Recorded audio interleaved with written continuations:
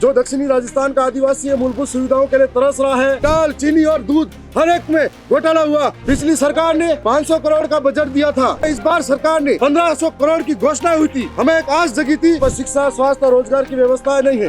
जो भ्रष्टाचार के भेंट चढ़ चुका है, उन्होंने उन गरीबों का निवाला तक छीन लिया। अब इस स्वच्छ परियोजना का नाम बदल देना चाहिए और भ्रष्ट परियोजना रख देनी चाहिए। कि सरकार आदिवासियों के हित नहीं चाहती, सरकार आदिवासियों के अंदर घोटाला चाहती है। जनजाति क्षेत्रीय विभाग बना रखा है दक्षिणी राजस्थान के आदिवासियों के उत्थान के लिए, और इस विभाग के द्वारा जो दक्षिणी राजस्थान का आदिवासी है, मूलभूत सुविधाओं के लिए तरस रहा है। वहाँ पर शिक्षा, स्वास्थ्य और रोजगार की व्यवस्थाएं नहीं है। उसको लेकर वहाँ पर कई तरह की योजनाएं जो धरातल पर चलाई जा रही है, जिसमें महावाड़ी योजना भी है, हॉस्टल की योजनाएं भी है, जिससे गरीब बच्चा प्रतिभावान है वो उभर कर आगे आए, सामने आए। लेकिन आज ये जनजाति योजना है जो भ्रष्टाचार के भेंट चढ़ चुका है, और हम जो 4 बीजेपी के विधायक हैं, ये आज आपके सामने सारे प्रमाण लेकर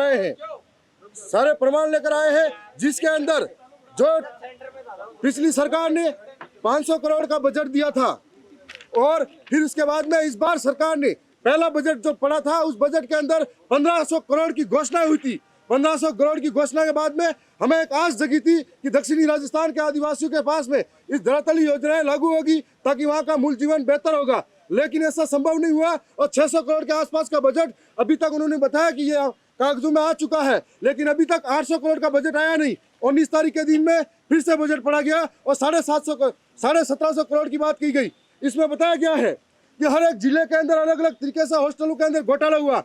जो बिस्किट पार्ले जी 5 रुपये में खरीदा जाता है, ये टीएडी विभाग के महान अनुभवी और महान लोग हैं जिन्होंने वो बिस्किट भी 5.5 रुपये में खरीदा। जो कोलगेट 20 रुपये में खरीदा जाता है, वो कोलगेट उन्होंने 24 रुपये में खरीदा। ऐसा ही दाल, चीनी और दूध हर एक में घोटाला हुआ। उन्होंने उन गरीबों का निवाला तक छीन लिया। मैं इस सरकार और इतनी सरकार निर्दयता से भ्रष्टाचार कर रही है, इन भ्रष्टाचार को खोल रहे हैं। स्वच्छ परियोजना का जो नाम था, स्वच्छ परियोजना के नाम पे कोऑर्डिनेटर लगाए जा रहे थे हर ब्लॉक में, लेकिन ये इनके भाजपा, ये जो अखबार की कटिंग बता रही है, भाजपा और मंत्री के कार्यकर्ताओं को इस स्वच्छ परियोजना के अंदर लगाया गया है। अब इस स्वच्छ परियोजना का नाम बदल देना चाहिए और भ्रष्ट परियोजना रख देनी चाहिए। इस प्रकार से आदिवासियों के साथ में अन्याय अत्याचार हो रहा है। और आज जो टीएडी मंत्री थे, जब झोपड़ी वाले मंत्री ऐसा कहते थे, झोपड़ी दिखाई गई थी इस मीडिया ने, तब हमें लगा कि ये झोपड़ी वाले मंत्री झोपड़ी वालों की बात समझेंगे, उनके दुख दर्द को समझेंगे। लेकिन झोपड़ी वाले मंत्री बनने के बाद में वो सारे दुख दर्द और गरीबों की बस्तियां भूल गए। और आज इसी तरीके से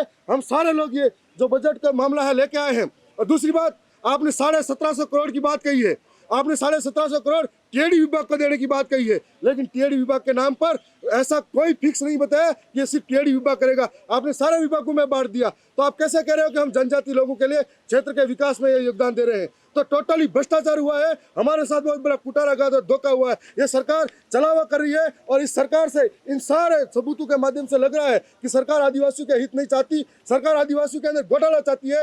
और एक डूंगरपुर जिले के अंदर सामान खरीदा है उपभोक्ता भंडार से, वो अलग रेट में खरीदा। प्रतापगढ़ उपभोक्ता भंडार में अलग रेट से खरीदा, और जो उपभोक्ता है उनके अगर दूसरे लोग उनके घरों में अगर सामान लेने जा रहा है दुकान पे, वो अलग रेट से खरीदा जा रहा है। तो ये ऐसा हो रहा है जैसे डूंगरपुर, प्रतापगढ़, बांसवाड़ा, इन उपभोक्ताओं में भी ऐसा लग रहा है कोई अलग अलग देशों के उपभोक्ता भंडार बैठे हुए हो।